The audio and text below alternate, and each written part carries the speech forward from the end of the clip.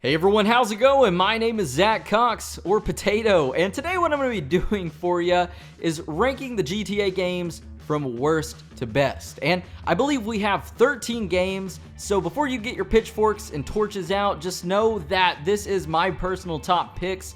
I want you guys to leave a comment down below letting me know your picks as well. I want you guys to join in with me on this, and if you feel the video is worthy of a like, be sure to do that. That's always greatly appreciated. Let's go for over 2,000 likes on this video. That said, the Grand Theft Auto franchise has actually been around for about 20 years now, almost 2 decades, and it includes, like I said before, about 13 titles, and some of these games are amazing and some of them not so much. So with all of my nonsense out the way, let's actually go ahead and take a look at my personal picks of the worst to best Grand Theft Auto games. First up, we have GTA Advance, released obviously on the Game Boy Advance in 2004. And in the history of my channel, I've covered every Grand Theft Auto game numerous times, except this one. I've actually never talked about it before, and there's a reason for that. And it's that this game is just a mediocre and ugly Rockstar Games masterpiece. And unfortunately, it was actually hindered severely by the Game Boy Advance hardware, because there's only so much you can do with it after all. And one of the main issues with this is actually the lack of storage on the Game Boy cartridges. You can't really fit much on there, and as a result, GTA Advance is what we get. There's nothing hidden in the game files or anything like that. It's literally all right there. And fun fact, GTA Advance is actually a prequel to Grand Theft Auto 3. It gives some backstory on 8-Ball, a character in GTA 3, and how he got arrested, as well as it actually shows a character by the name of King Courtney, who's a character in GTA 3 that assigns us missions, but we never see him in this game, so that's pretty cool as well. Ironically enough, the next game we have is Grand Theft Auto 1, the original GTA game that started it all. And this released in 1998 on the PC and PlayStation 1. And I say it's ironic because this game should probably be listed as the best Grand Theft Auto and listed in the #1 spot, because without it, we wouldn't have the GTA that we know and love today. The game started it all, yet it's also the least necessary game to play in the main series, because every GTA since has majorly improved and evolved for the better, I would say. And over time, this game really just hasn't aged well thanks to the difficulty spikes that vary from mission to mission, but nonetheless, we gotta give credit where credit is due with the very first Grand Theft Auto game. So if you haven't grabbed your pitchforks yet, this might be where some of you do, because I have listed next GTA Liberty City Stories, that released in 2005, originally for the PSP, and then it was later ported to the PS2. And this is actually the first 3D era game to appear on my list, and don't get me wrong, Liberty City Stories was an okay game, but it actually had the unfortunate timing of being released just right after the super popular GTA San Andreas, and it was essentially buried by this game because Liberty City Stories was very bare bones, leading a lot of fans to be disappointed by this. It lacked features such as swimming, you couldn't crouch, you couldn't fly helicopters, airplanes, jetpacks, or anything like that. These are things that we got accustomed to very quickly with the release of GTA San Andreas shortly before this game came out. But don't get me wrong, Liberty City Stories still had some good things going for it, like the addition of vehicles from San Andreas and Vice City up into Liberty City, as well as it improved combat controls, shooting, firing, and just different things like this from San Andreas. So that's a plus. And one reason that I'm actually listing this as one of the worst GTAs in the series is due to its just very weak story. I didn't get as much out of it personally as I would like to from a Grand Theft Auto game. And fun fact before we wrap it up for Liberty City Stories, Tony Cipriani, the protagonist of this game, for those of you who don't know, actually appears as a character in GTA 3 who assigns us missions. The next title we have is GTA London 1969 and 1961, originally released in 1999 for the PC and PlayStation 1. And technically, these games are just mission packs for GTA 1, but they added so much new content to Grand Theft Auto 1 that basically we could consider this a GTA game, because we got a brand new city to explore, as well as new missions, vehicles, and everything that we had never seen before. And London 1969 was released on both the PlayStation 1 and the PC, whereas GTA London 1961 was a prequel and only released on the PC. But together, these two are basically a new entry into the franchise. And London is actually very strange, as it's the only time GTA has been set in the 1960s, and unlike every other game in the franchise, GTA London is actually set in a real city. It's not a fictional city, it's actually based on real-life London. So, interesting fact there, as well as it's the first and only game to actually be set outside of the US. And ironically enough, the developer and creator of Grand Theft Auto, Rockstar North, is located in the UK, and they actually didn't develop the only UK-based Grand Theft Auto game. Rockstar Toronto out of Canada did. So that's interesting stuff there, Rockstar. What are you guys doing?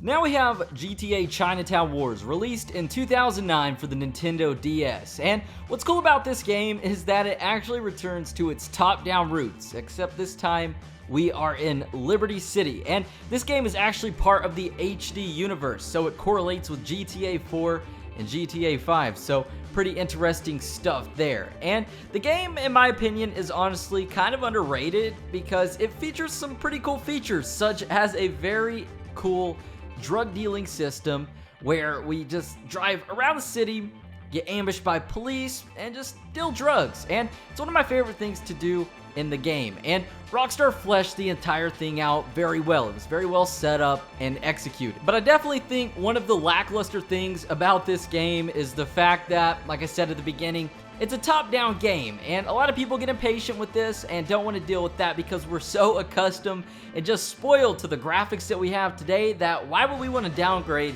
and go back to this old stuff? So I know you guys are definitely getting the pitchforks and torches out on this one because I have Grand Theft Auto 3, and it's ranked so high as one of the worst games in the series because this is my personal opinion, but I could never get into this game, and I've been playing it since around 2004, so just a few years after it released. And the game is just really dreary and dark and slow-paced in my opinion. The story isn't really interesting, but we gotta think that at the time, this was groundbreaking stuff because this is the first ever Grand Theft Auto game to actually be 3D and to not be top-down, bird's eye view. It's a very charming and undeniable game, to say the least. And while the game is filled with many memorable missions, at the same time, there's so many missions in this game that you just want to forget about and hate, such as Espresso to Go, and that one mission where we have a bomb in the car and we have to go and park it in this garage, and if you literally touch a freaking pebble,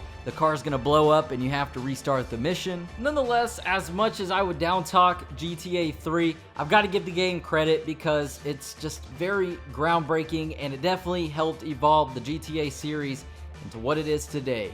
Next up, we have GTA Vice City, my all-time favorite Grand Theft Auto game. And you guys are probably thinking, it's your favorite game, dude, why isn't it number one? And even though it's the perfect Grand Theft Auto experience and I love it so much, I can't just be opinionated and biased and put it number one just because I think it's a cool game. So I was first drawn into this game because of its cover art. Just a very colorful cover. And actually in-game, we've got bright pink neon, blue suits, bright yellow sports cars, and tons of cocaine. Can't go wrong with that, right? Vice City is the ultimate 80s incarnate, and it also has one of the best soundtracks in the entire GTA series. Without a doubt, no ifs, ands, or buts. You can't argue that. And while Vice City is my all-time favorite, when I go back and play it now, it's definitely a good reminder of how far the series has come.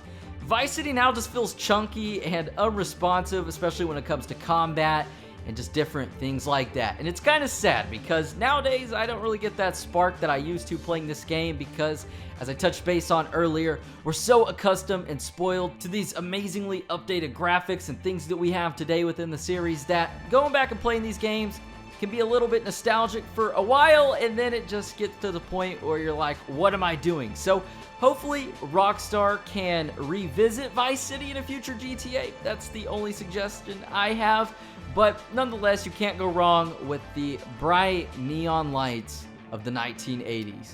With all the talk of the 1980s and vibrant neon lights and GTA Vice City, that actually brings us to Vice City Stories, originally released in 2006 on the PSP and then later ported to the PS2. And Vice City Stories is Vice City, but with better controls, more things to do, and just a ton of features actually from GTA San Andreas, such as swimming, gang wars, multiple outfits to wear, and just a plethora of other things. And the cool thing about this game is that after years of watching Tommy Vercetti drown, we're actually able to swim around Vice City, and that's a very refreshing change. And the game features the gang wars and empire building mechanics that are a highlight of this game. You can grow your business and defend it to earn money, and it's a ton of fun.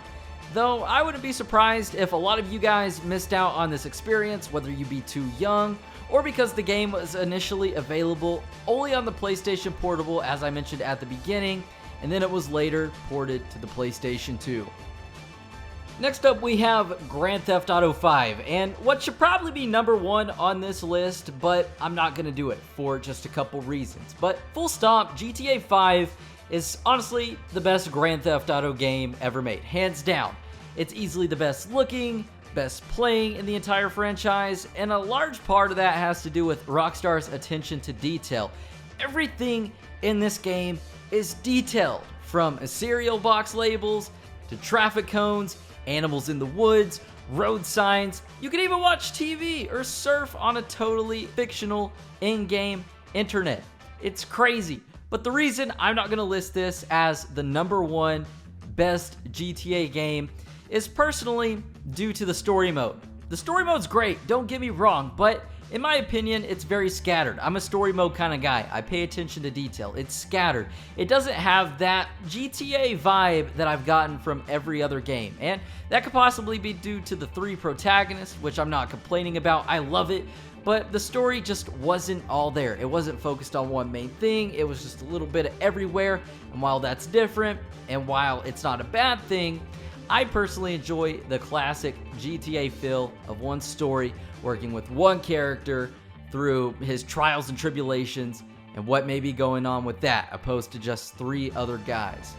Now, as we zero in on the last 3 Grand Theft Auto games, we have Grand Theft Auto 4, and this game actually divides the fans in half, literally. You either hate this game or you really love it. And I fall into the category of I really love this game. And GTA 4 is a very drab and dreary and gloomy game, and I think that may be one thing that I love about it. It's also very creepy, from some of the in-game soundtracks to the story mode and just some of the creepy haunted secrets throughout Liberty City. The game was also groundbreaking for the time. It's the first ever HD Grand Theft Auto game and game to take place in the HD universe, so we had a very modern feel, in my opinion, added in with this game. The combat, the shooting, all those features, they feel very natural. And the graphics, can't forget about those. One thing that I was so amazed about and sent chills down my spine when I saw GTA 4 for the first time was the water and how real it looked at the time. And unfortunately, GTA 4 is turning into one of those games that I play and I look back on and I'm like, did I really think these graphics were that good? Because compared to what we have now, the graphics look kind of nasty. But compared to some games that were still being released today, those graphics of GTA 4 look amazing. As we move on to the number 2 spot, we have GTA 4's DLC expansion, Episodes from Liberty City, released in 2009. And the DLC is better than the original release of GTA 4 in my opinion. It gives you a new perspective on Liberty City through the Lost and Damned, playing as a biker, getting down to the nitty-gritty and dirty parts of Liberty City. And then we have The Ballad of Gay Tony, a very fun and glamorous game that definitely lightened the mood and had a lot more fun than Grand Theft Auto 4. And once The Ballad of Gay Tony came out, I didn't touch GTA 4, or the original GTA 4, for almost 3 years, because this game added everything into GTA 4 that GTA 4 was missing.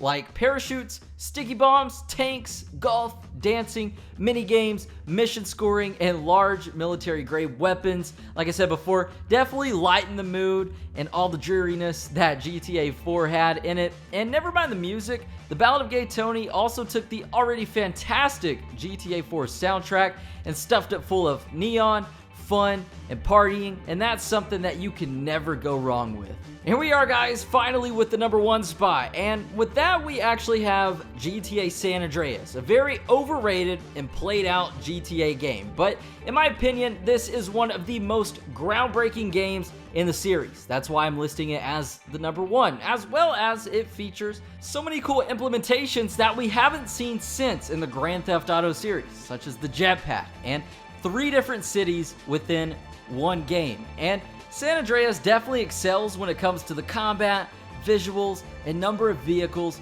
in the game, as well as it's just a bigger game in nearly every single way than mostly every GTA game, aside from GTA 5 of course. And you can fly jets in this game, you can plan heists, you can visit Las Venturas and gamble all of your money away, you can buy property, take part in gang wars, drive a train, climb stuff, ride a bicycle, play basketball, the list goes on and on and on forever, making this one of the coolest GTAs, most groundbreaking, and just the #1 spot for this video. So if you guys did enjoy, be sure to give it a thumbs up. It's probably the longest video I've ever made on the channel, so if we could go for over 2,000 likes on this video, that would be amazing. Don't forget to subscribe to never miss out on more daily video game content on the channel. And with that said, out of the way, I believe that's just about it. You guys all take it easy, have a safe one. My name is Zach Cox. If you guys are still here, leave a comment down below saying my name is Potato. And all that said, I'll see you guys in the next video.